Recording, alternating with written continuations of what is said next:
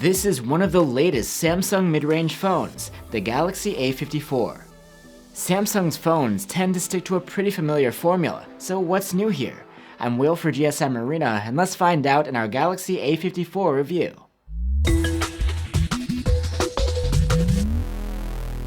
The Galaxy A54 is part of Samsung's new generation of premium A-series mid-rangers. It sticks to a pretty familiar formula, but also brings upgrades in a more powerful chipset and a new main camera. When it comes to looks, the Galaxy A54 won't shock anyone. It seems like Samsung is going for the same aesthetic across the board this year, with a flat back and individual rings for each camera. Here, the back finish is glossy though, and attracts fingerprints. The frame is plastic with a satin finish. One thing Samsung's A-series mid-rangers are known for is waterproofing, and we're glad to see an IP67 rating on the A54 as well. On the front of the phone is a 6.4-inch Super AMOLED display with a 1080p resolution and a 120Hz refresh rate. It's slightly smaller than last year's 6.5-inch display, but the aspect ratio is slightly wider too. Samsung made an improvement when it comes to brightness. We measured a maximum of 460 nits with the manual slider, and this boosts all the way up to 980 nits in auto mode when in bright sun.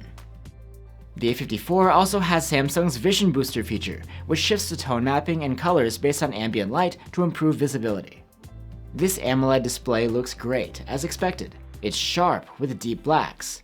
There's support for HDR10+, and the color accuracy here can be excellent, depending on the color settings you choose. The refresh rate behavior on the A54 is pretty standard. You get that smooth 120Hz when swiping around, and that can dial down to 60 when idling to save energy. For audio, the Galaxy A54 has a pair of stereo speakers. The loudness here is good, and the sound quality is nice, with good sounding vocals and treble, and some low end too.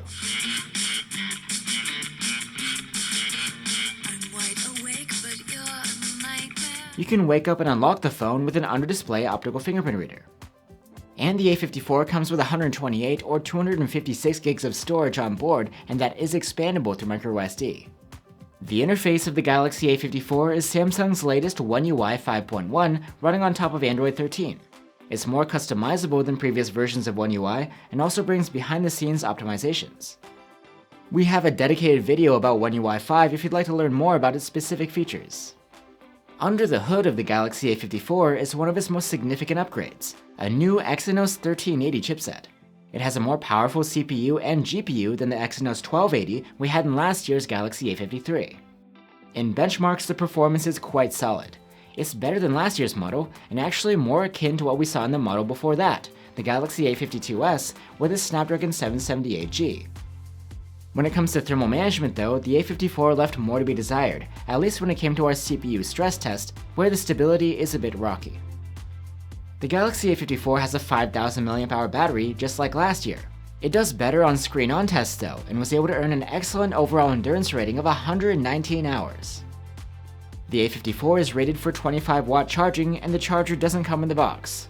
With a proper Samsung adapter, we were able to charge the phone from 0 to 56% in half an hour.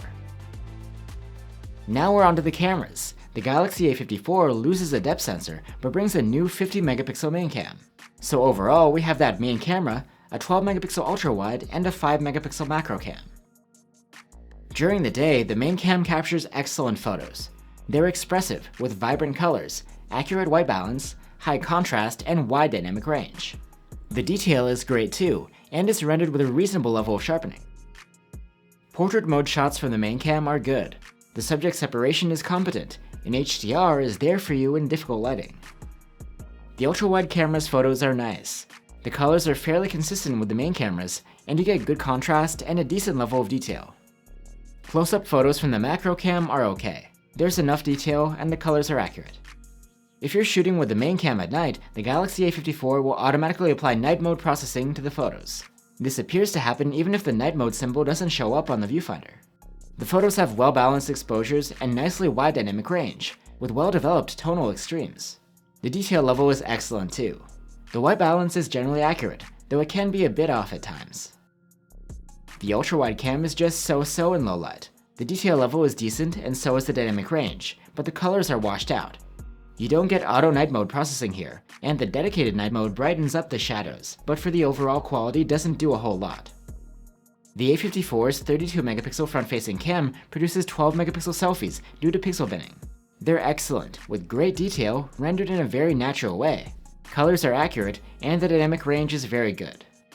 The Galaxy A54 can record video in up to 4K at 30 FPS with both of its rear cameras. The quality from the main cam is excellent. There's plenty of detail with natural rendition, great contrast, and very good dynamic range.